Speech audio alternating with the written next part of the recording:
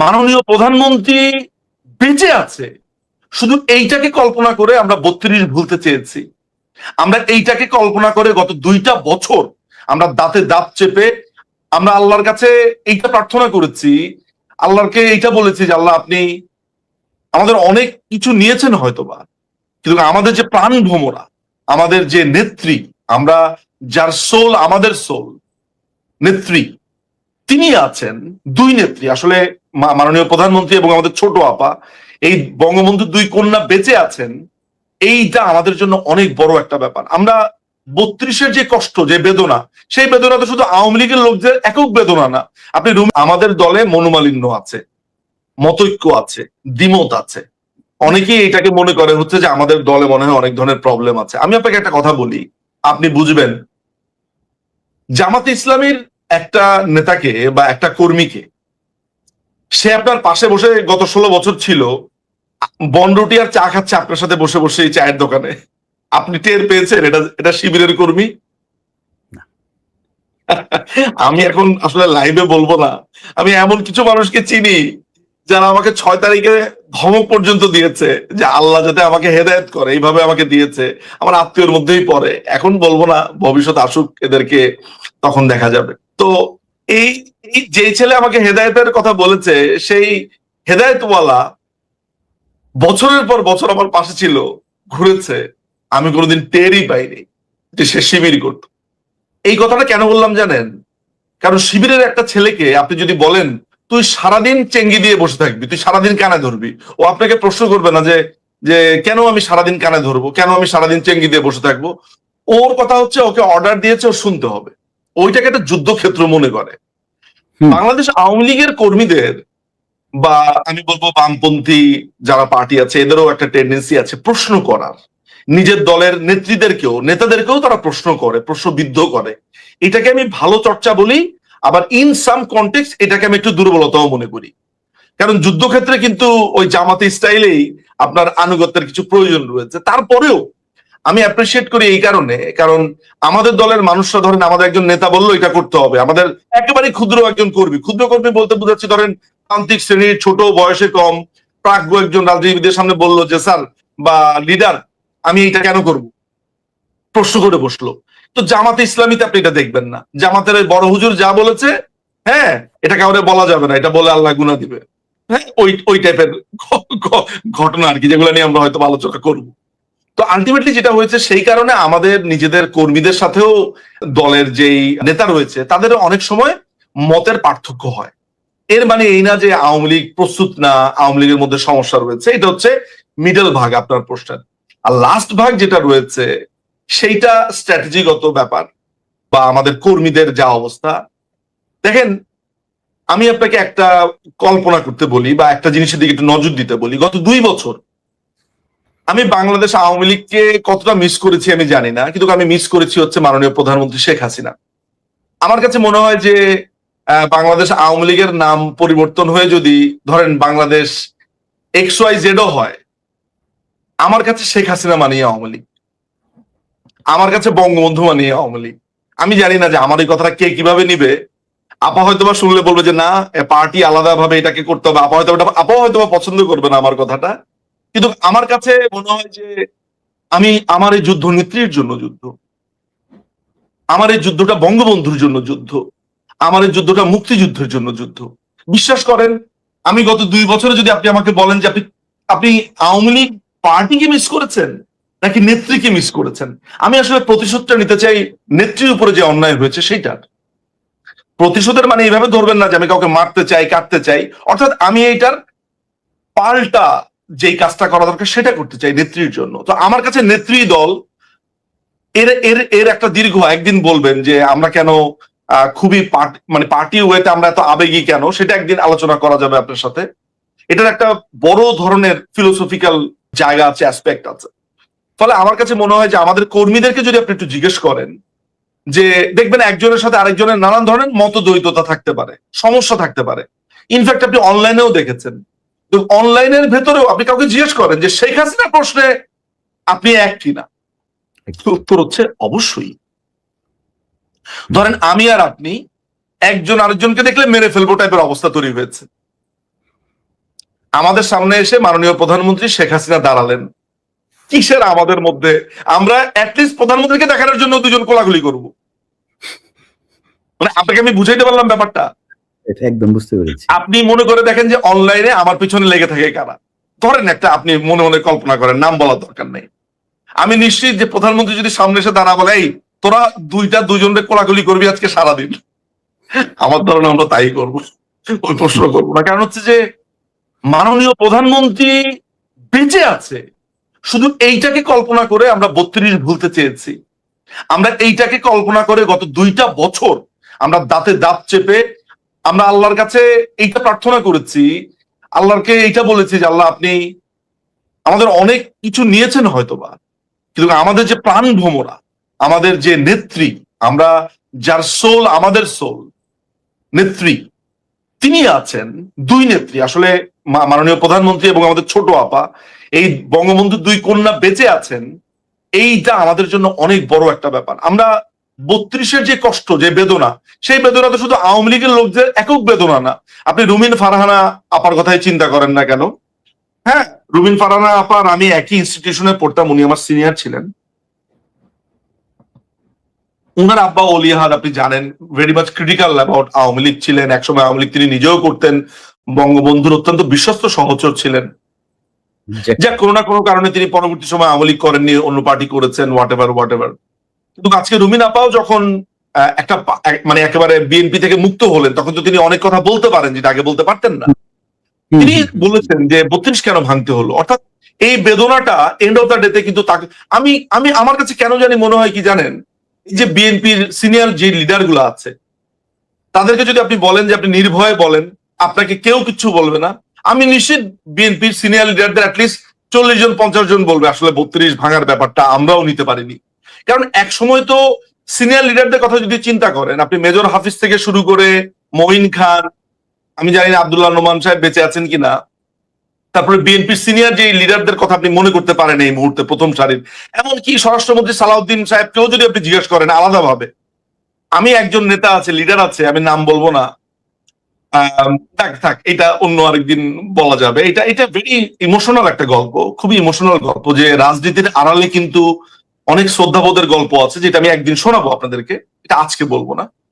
তো এরকম কিন্তু অনেক লিডার আছে বিএনপির, অনেক সিনিয়র, যে আপনি মির্জা আব্বাসের কথা বলেন, আমি যাদের যাদের নাম মনে আসে তাদেরকে আড়ালে জিজ্ঞেস করেন, বলেন যে এগুলো আমি কোনোদিনই বাইরে যাবে না, তারাও কিন্তু 32 নিয়ে দুঃখ প্রকাশ করবে। সবাই একটা দুঃখ আছে, কারণ এখান থেকে তো 62-র শিক্ষা আন্দোলন বলেন, 66-র 6 দফা, 69-এর গণ অভ্যুত্থান, তারপরে বাংলাদেশের স্বাধীনতা ঘোষণাটা এই বাড়ি থেকেই হয়েছে। আসলে সমস্ত পরিকল্পনা, নিউক্লিয়াস বলেন, ছাত্রলীগ বলেন, ওই সময় তো আসলে বাংলাদেশ আওয়ামী লীগকে ঘিরেই সমস্ত কিছু রচিত হয়েছে। এমনকি ন্যাপ গঠিত হওয়ার পরেও বাংলাদেশ কমিউনিস্ট পার্টির মনি সিং বলেন, কমরেড ফরহাদ বলেন, আপনি যাদের কথাই বলেন না কেন, এই বাড়িতে কার পা পড়েনি?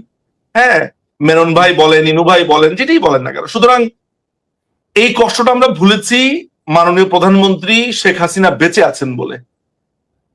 সো আপনি প্রশ্ন করেছেন ছোট, কিন্তু এটাকে যে আমি রাবারের মতো টেনে টেনে লম্বা করলাম, এটা সারমর্মটা হচ্ছে এমন টিটু ভাই, সেটা হচ্ছে যে প্রধানমন্ত্রী দেশে ফিরবেন, এইটার জন্য অবশ্যই কিছু পরিকল্পনার প্রয়োজন আছে, সেটা হয়তোবা আমাদের আছেও, সেগুলো নিয়ে আমি প্রকাশ্যে কথা বলবো না, বলতে চাইও না, বলার প্রয়োজন মনে করি না আসলে।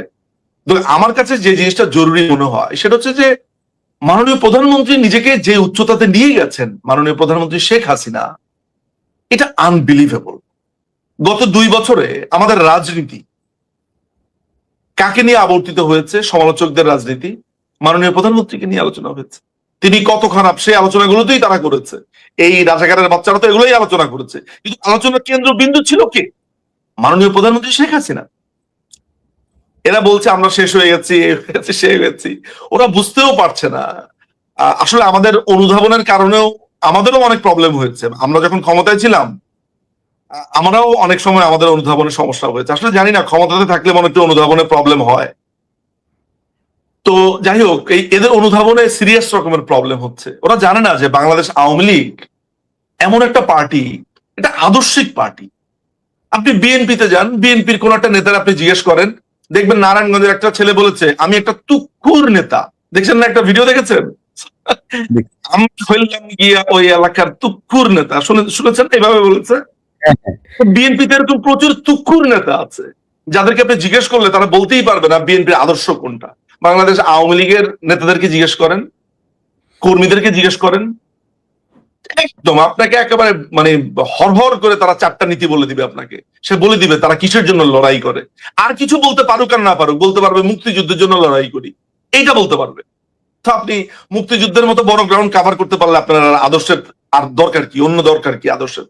সুতরাং আমরা প্রস্তুত রয়েছি আমাদের যা হবে আমাদের জীবন। আমরা তো আসলে অনেকটা, যখন বলা হচ্ছে যে গোলাম আজমের বাংলায় কি আওয়ামী লীগের ঠাঁই নাই, বঙ্গবন্ধুর ঠাঁই নাই, শেখ মুজিবের ঠাঁই নেই, এগুলো যখন বলছে তখন তো ভাই জীবিত থেকেও মারা গেছি।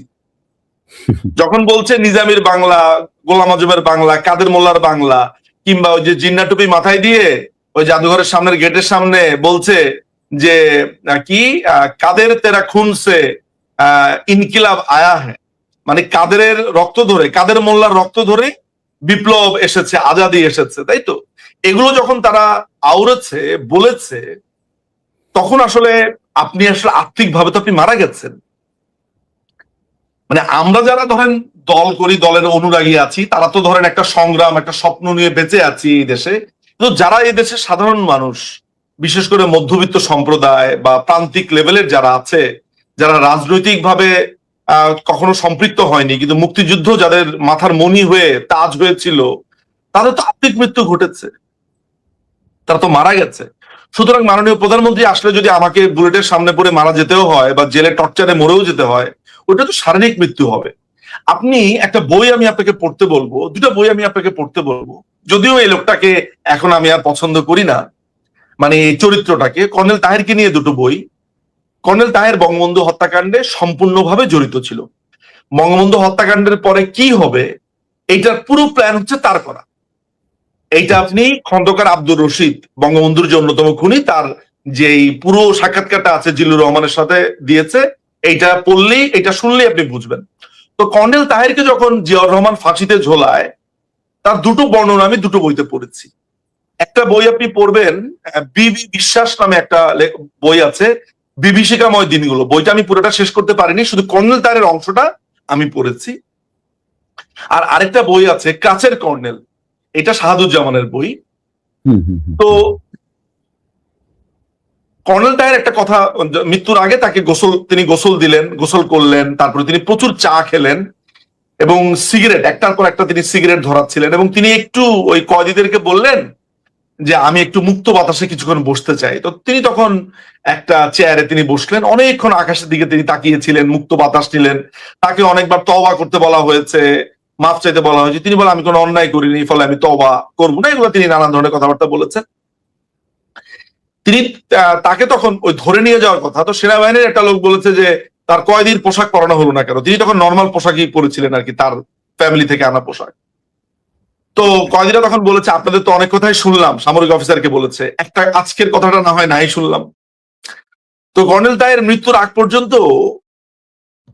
তার কাছে মনে হয়েছিল তার আত্মার মৃত্যু হয়ে গেছে। আসলে আমি যদিও বলি যে বঙ্গবন্ধু হত্যাকাণ্ডের পরিকল্পনার সাথে সাথেই তার মৃত্যু হয়েছে, বঙ্গবন্ধুর তাকে কি না করেছে, তার এই পঙ্গুত্বকে, তার সেনাবাহিনী থেকে অবসরের পরে তাকে চাকরি দিয়েছে, চাকরি করেছে, যাই হোক, তার এমনকি তার এখন তো তার ভাইও আওয়ামী লীগের এমপি হয়েছে। এমনকি তার ভাই যে আনোয়ার হোসেন, আমি জানি না, একটা বই আমি রিসেন্টলি পড়েছি, এটা হচ্ছে সফা আমার কথা কইবে পাখি, আহমেদ সফাকে নিয়ে একটা বই লিখেছে মহিউদ্দিন আহমেদ। মহিউদ্দিন আহমেদের ওই বইয়ের শেষের দিকে দেখবেন এই যে জাহাঙ্গীরনগর ইউনিভার্সিটির ভিসি ছিল আনোয়ার, হ্যাঁ, ব্ল্যাক আনোয়ার যেটা আর কি, আনোয়ার যেটা আনোয়ার হোসেন। এই আনোয়ার হোসেন ফ্রিডম পার্টির হয়ে ট্রেনিংও নিয়েছিল লিবিয়াতে। এইটা ওই বইয়ের ভিতরে লেখা আছে, আমার কথা কইবে পাখি বইটার নাম।